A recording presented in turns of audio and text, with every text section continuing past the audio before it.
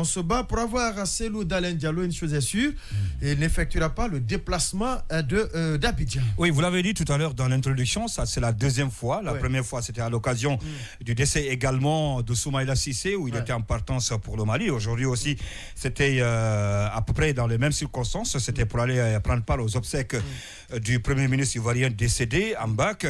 Et donc, le président de l'UFDG est empêché de sortir. Mais la nouveauté, c'est que cette fois-ci, contrairement à la première fois, il a eu l'occasion de s'embarquer. Je ne sais pas qu'est-ce qui s'est passé exactement, jusqu'à ce qu'on donne consigne au commandant de bord de ne pas décoller. Alors, je ne sais pas qu'est-ce qu'on reproche au président de l'UFDG jusqu'ici.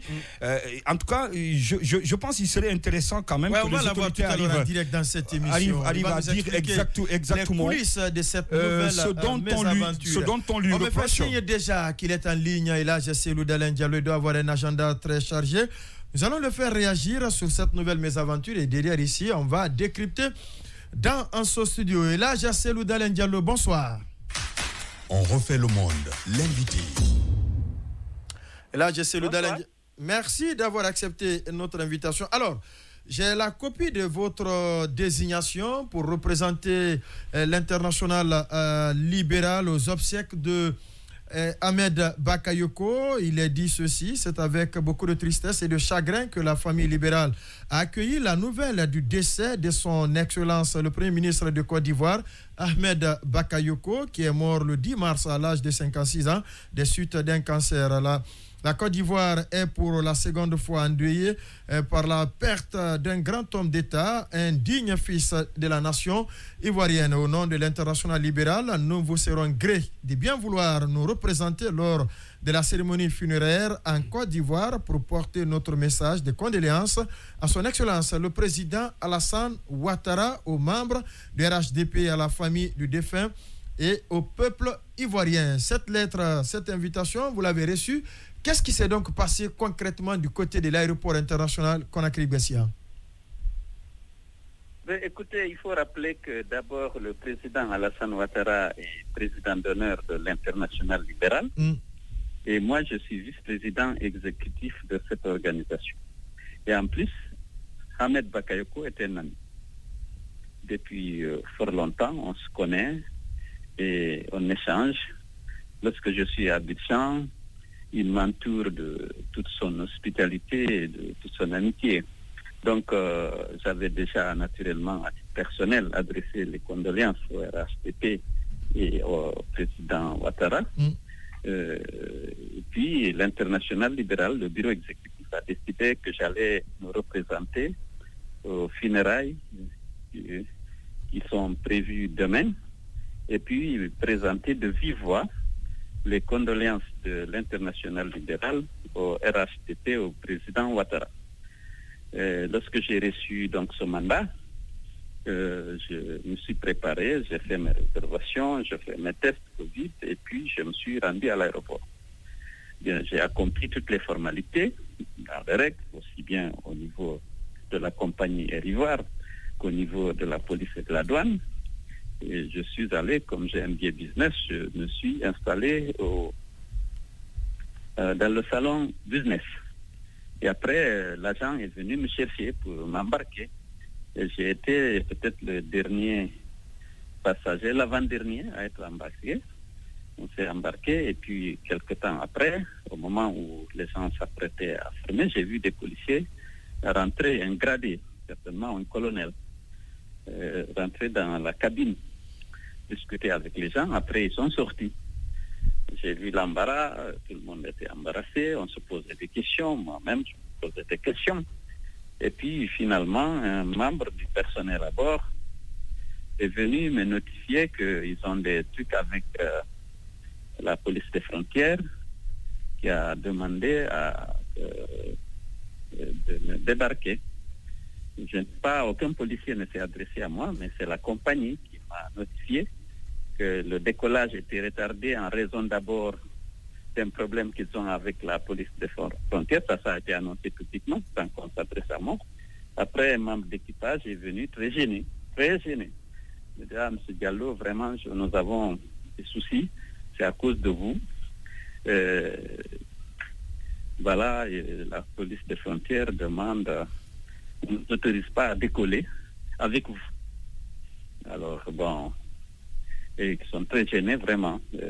Bon, j'ai attendu quelques temps et puis j'ai dit, bon, écoutez, je ne veux pas retarder les autres passagers. Ils veulent partir et votre vol, il passe par Morovia. Et donc, j'ai pris... Ils avaient déjà préparé mes bagages, visiblement, donc je suis sorti. Et je suis venu, au moment où je sortais de l'aéroport, un policier m'a demandé mon passeport. Bon, je lui ai donné. Donc voilà, et je suis revenu à la maison. Voilà les faits. Finalement... Bien sûr, parce que j'étais attendu, parce que les autorités ivoiriennes étaient informées aussi que je venais représenter toute l'internationale libérale. Donc je savais déjà qu'il y avait un dispositif protocolaire qui était en place à Abidjan. Et donc j'ai annoncé, je les ai informés que je n'ai pas pu partir, quoi, en expliquant à Monsieur le Premier ministre par intérim les conditions dans lesquelles j'ai été débarqué.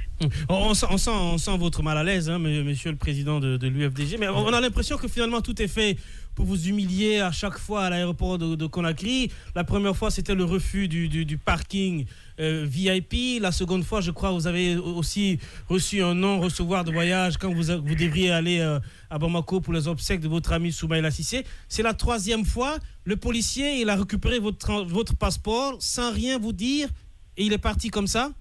Ou bien c'est vous qui lui avez laissé le document, vous êtes rentré. Mais écoutez, mais vous savez qu'avec quel acharnement aujourd'hui Alpha Condé, dès que tu dis c'est lui, il devient fou complètement.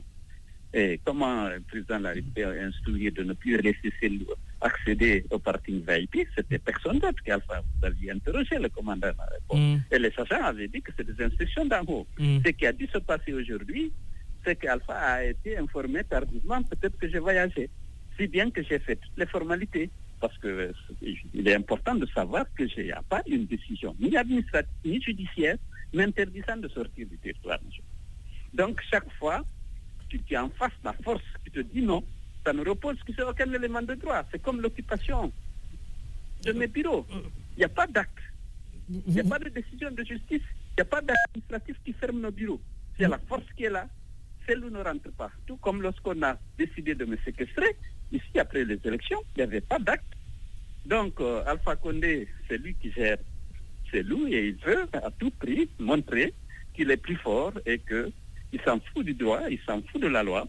Il veut montrer qu'il a la force. Oui, mais on me dira que ça ne va pas aboutir, mais je vais tenter quand même la question. Vous n'avez aucun moyen juridique d'attaquer l'État ou les commanditaires qui vous interdisent à chaque fois de voyager? Oui, je sais que c'est la réponse. Lorsqu'on a porté plainte par rapport à l'occupation de nos bureaux, la justice a commencé par noter qu'il n'y a aucun acte, ni administratif, ni judiciaire, qui ferme nos bureaux.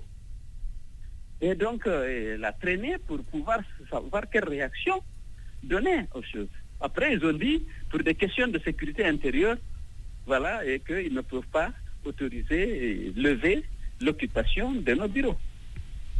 Elhadji Cellou Dalein Diallo, merci à vous d'être passé dans cette émission. Une dernière question. Non, c'est déjà bon, on va avancer. Elhadji Cellou Dalein Diallo. Une dernière question, Monsieur le Président. On ne va pas quand même vous avoir et pour vous laisser partir comme ça, sans vous poser la question sur un de vos proches collaborateurs qui a laissé le navire UFDG. Il s'agit de Alpha Boubacar. Quels sont vos sentiments aujourd'hui par rapport au départ de ce jeune à qui vous teniez certainement? Bon, ben c'est pas l'objet. Oui, mais c'est l'occasion pour nous. C'est rare de vous avoir. Attendez, il a décidé de faire une pause. Il est venu me l'expliquer en invoquant des raisons de famille et la nécessité de chercher à trouver un travail bien rémunéré, étant donné qu'actuellement, lorsque tu es si proche de Cellou Dalein, c'est la même chose. Qu'il est impossible d'avoir même dans le privé de l'emploi. Parce que, donc vous en êtes conscient. Est-ce qu'Alpha Bakar a eu des difficultés à avoir de l'emploi parce qu'il est de l'UFDG, parce qu'il est proche de Cellou Dalein Diallo? Oui, il m'a fait comprendre qu'il a tenté partout, mais vous êtes de l'UFDG. Parce qu'on sait que lorsque quelqu'un emploie un proche de Cellou Dalein Diallo, une entreprise risque de recevoir les foudres d'Alpha Condé. C'est des redressements fiscaux, c'est des confiscations de locaux. Il y a beaucoup de gens qui sont victimes de ça lorsqu'ils sont considérés comme étant proches de Cellou Alpha déclenche généralement sa justice, son fisc contre les personnes là. Et donc, j'ai compris que c'était dans ce cadre, que, en tout cas, c'est les arguments que le jeune m'a présentés et je n'ai pas émis d'objection. Et finalement, est-ce que ce que vous présentez comme un acharnement de la part du régime ne risque pas d'avoir raison du parti? Parce que vous devez tous vous mobiliser la presse pour défendre le droit. Comment on peut venir occuper, saccager les bureaux, sans une décision de justice, sans une décision administrative, et faire occuper, aller importer des ânes pour faire des sacrifices dans le bureau là-bas, pour tuer l'UFDG. Mais nous devons tous nous mobiliser. Ce n'est pas une question de l'UFDG. Certes, aujourd'hui, je suis victime, mais n'oubliez pas que la violence déclenchée contre l'UFDG a fait un bilan très lourd. Il y a 50 morts qui été tués comme ça, important. Oui, mais il y a une expression. Je ne veux pas dès qu'on dénonce les abus et les exactions d'Alpha, les violences, on dit non, vous victimisez. Il faut que la presse soit plus indépendante et plus objective. Oui, mais il y a une expression. Les lois de la République. Il y a une expression que vous avez lâchée qui a attiré mon attention. Quand vous dites de faire des sacrifices dans nos bureaux, vous parlez exactement de quoi? Mais vous avez vu tout ce l'âne là-bas qui a été importé jusqu'à mon bureau. L'âne devait faire là-bas quelques jours avant d'être sacrifié quelque part et se nourrir là-bas. Vous avez vu même les vidéos où le policier était en train de lui donner à manger. Pendant des jours, l'âne était là-bas et tous les curieux sont venus constater. Et là, Cellou Dalein Diallo, président de l'Union des forces démocratiques de Guinée. Merci d'être. Merci beaucoup, Dioma. Merci Aboubacar Condé. Merci Roby, que je n'ai pas entendu depuis longtemps. Bon, merci. Merci bien. Encore une fois.